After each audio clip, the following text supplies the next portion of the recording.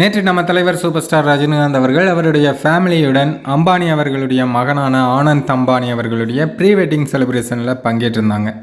அந்த ஃபங்க்ஷனில் தலைவர் பங்கேற்றதெல்லாம் ஓகே, ஆனால் அதில் ஒரு விஷயம் சர்ச்சையாகவும் பேசப்பட்டுச்சு.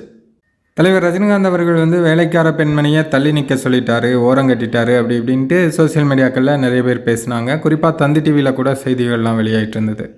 பட் அதில் உண்மை என்ன அப்படிங்கிறத பற்றி நம்ம நேற்றே ஒரு வீடியோ அப்லோட் பண்ணியிருந்தோம். இது பற்றி இந்தியா கிளிட்ஸில் ஒரு செய்தி ஒன்று வெளியிட்டிருந்தாங்க. அதாவது ஒரு சில மீடியாக்கள் இன்னும் உண்மையை பேசுகிறதுக்கும் இருக்காங்க அப்படிங்கிறதுக்கு எடுத்துக்காட்டாக தான் இந்தியா கிளிட்ஸ் அந்த செய்தியை வெளியிட்டிருந்தாங்க. அதில் அவங்க என்ன சொல்கிறாங்க அப்படின்னா, அங்கே இருந்த பத்திரிகையாளர்கள் தலைவர் ரஜினிகாந்த் அவர்களை அவரோட ஃபேமிலியோட சேர்த்து புகைப்படம் எடுக்கணும் அப்படின்னு ஆசைப்பட்டிருக்காங்க.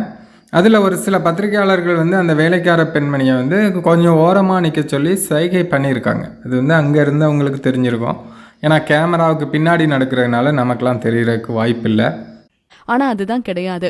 மெய்ட் தள்ளி போய் நிற்கும்போது ஃபோட்டோக்குள்ளே வாங்க, ஃப்ரேம்குள்ளே வாங்க அப்படின்றது தான் ரொம்ப ஹம்பலாக சூப்பர் ஸ்டார் ரஜினிகாந்த் அந்த மெய்ட் கிட்ட சொல்கிறாங்க. ஆனால் அவங்களே தள்ளி போய் நிற்கிறாங்க. அவங்களுமே தப்பாக தான் எடுத்துக்கிட்டாங்க அப்படின்னு கூட சொல்லலாம். ஒரு சின்ன விஷயத்த தப்பாக யாரால வேணுனாலும் போர்ட்ரே பண்ண முடியும். இந்தியா கிளிட்ஸ் பத்திரிகையாளர்கள் அங்கே இருந்ததுனால அவங்களுக்கு அது தெரிஞ்சிருக்கு. அந்த டைமில் தலைவர் ரஜினிகாந்த் அவர்கள் என்ன சொன்னாங்களாம் அப்படின்னா, அந்த வேலைக்கார பெண்மணியை ஃப்ரேம்குள்ளே வாங்க அப்படின்னு தான் தலைவர் சொன்னாங்களாம். தலைவர் அப்படி கையை அசைச்சு சொன்னதுனால ஒருவேளை அந்த அம்மா கூட தப்பாக புரிஞ்சாலும் புரிஞ்சிருக்கலாம். ஆனால் அந்த அம்மாவே ஒதுங்கி ஓரமாக தான் நின்னாங்க அப்படின்ட்டு இந்தியா கிளிட்ஸில் சொன்னாங்க. மொத்தத்தில் தலைவர் ஃப்ரேம்குள்ளே வாங்க அப்படின்னு தான் அந்த அம்மாவையும் சேர்த்து சொல்லியிருக்காங்க. கூடவே பார்த்திங்கன்னா அந்த போகும்போது வர வீடியோ கூட வெளியாகிட்டு இருந்தது. அப்போ அந்த அம்மாவையும் சேர்த்து தான் அந்த போலீஸ்காரங்க எல்லோரும் கூப்பிட்டு போகிறாங்க.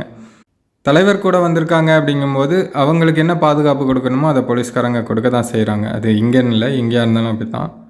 அப்படி இருக்கும் பட்சத்தில் வேலைக்காரமாவை ஓரங்கட்டிட்டாரு, தள்ளி நிற்க சொல்லிட்டாரு, அப்படி இப்படின்னு சோசியல் மீடியாவை திறக்க முடியல. என்னமோ இவனுங்க பக்கத்தில் இருந்து பார்த்த மாதிரியே பேசிகிட்டு இருக்கானுங்க.